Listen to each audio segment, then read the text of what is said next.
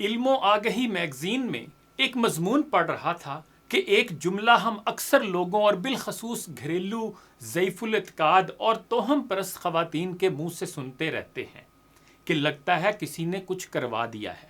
ہوتا یہ ہے کہ میاں نکھٹو ہیں، کہیں نوکری نہیں کرتے، نہ ہی اتنی صلاحیت رکھتے ہیں کہ کاروبار چلا سکیں، اور الزام کسی دوسرے پر۔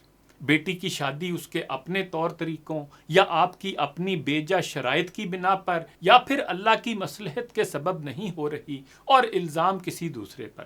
گھر میں اپنی بد زبانی اور صبر برداشت کی کمی کی وجہ سے لڑائی جھگڑا رہتا ہے، اور الزام بیچارے کسی پر لگ جاتا ہے۔ اس طرح عام طور پر چھوٹے بچوں میں قوت مدافعت کم ہو جاتی ہے، جو اکثر و بیشتر کسی نہ کسی بیماری کی صورت میں ظاہر ہوتی رہتی ہے، اور یہ بھی کسی انجان دشمن کے ٹونے کا نتیجہ سمجھ لیا جاتا ہے۔ حالانکہ دنیا میں غم و خوشی اور دکھ سکھ ساتھ ساتھ چلتے ہیں۔ اللہ تعالیٰ نے قرآن مجید میں ایک جگہ نہیں کئی جگہ ارشاد فرمایا ہے کہ تمہاری جان، تمہارا مال، تمہاری اولاد تمہارے لیے آزمائش ہیں۔ اتنے واضح احکام الہی کے بعد بھی کسی نادیدہ دشمن کو ہی ساری تکلیفوں اور پریشانیوں کا ذمہ دار سمجھا جاتا ہے۔ یہ وہم سادہ لوگ خواتین کو آستانوں، جعلی پیروں، فقیروں، عاملوں تک پہنچا دیتا ہے، جو 24 گھنٹوں کے شرطیہ علاج کا جھانسا دے کر ان خواتین کو دونوں ہاتھوں سے لوٹتے ہیں۔ ایک مرتبہ جو اس شیطانی جال میں پھنس جاتا ہے، وہ اپنا ایمان، اپنا قیمتی وقت، اپنا پیسہ سب کچھ لٹا کر بھی خالی ہاتھ رہتا ہے۔ آپ کسی جھوٹے پیر عامل کے پاس چلے جائیں، وہ آپ سے عجیب باتیں کرے گا اور کسی نہ کسی دوسرے کو آپ کی سب پریشانیوں اور تکلیفوں کا ذمہ دار بنا دے گا۔ قرآن مجید میں اللہ تعالیٰ تو یہ فرماتے ہیں کہ ہم اس کی یعنی انسان کی رگے جاں سے بھی زیادہ قریب ہیں، لیکن ہم اللہ سے رابطہ ہی نہیں کرتے، اس سے دل کی بات ہی نہیں کرتے۔ اصل میں مادی زندگی میں ہر کام سفارش سے کروانے کی عادت کی وجہ سے ہم کسی سہارے کے اتنے عادی ہو گئے ہیں کہ اللہ سے بھی اپنی ضرورت اور خواہش طلب کرتے ہوئے سفارش ڈھونڈتے ہیں۔ آیت الکرسی میں روز پڑھتے ہیں، کون ہے جو اس کی جناب میں سفارش کر سکے بغیر اس کی اجازت کے؟ اس کے بعد کیا سفارش کی ضرورت رہتی ہے؟ کسی دانا کا قول ہے کہ جو رب سے نہیں مانگتا وہ سب سے مانگتا ہے، یا جیسے اقبال نے کہا، یہ ایک سجدہ جسے تو گراں سمجھتا ہے، 1000 سجدوں سے دیتا ہے آدمی کو نجات۔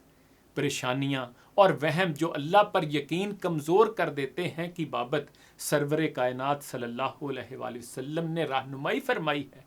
اسلام میں صدقہ دینے کی بار بار تلقین فرمائی گئی ہے، مگر جو پیسہ جھوٹے آستانوں پر لٹایا جاتا ہے اسے اللہ کے راستے پر خرچ کریں تو یقیناً پریشانیاں کم ہو جائیں گی۔ ہم نے غیر مسلموں کی صحبت میں رہ کر صدقہ دینے کے بھی نت نئے طریقے ایجاد کر لیے ہیں، جو اکثر خواتین ایک دوسرے کو بتاتی نظر آتی ہیں۔ مثلاً کسی بیمار کے سر کے گرد 7 دفعہ گھما کر گوشت کو بیمار کے بدن پر رگڑ کر صدقہ دو، یا تکیے کے نیچے پیسے رکھ کر صدقہ دو، یا پیر یا جمعرات کے دن ہاتھ سے مرغی کے انڈے پر پاؤ بھر مسور کی دال کو چھو اور باہر پھینک دو۔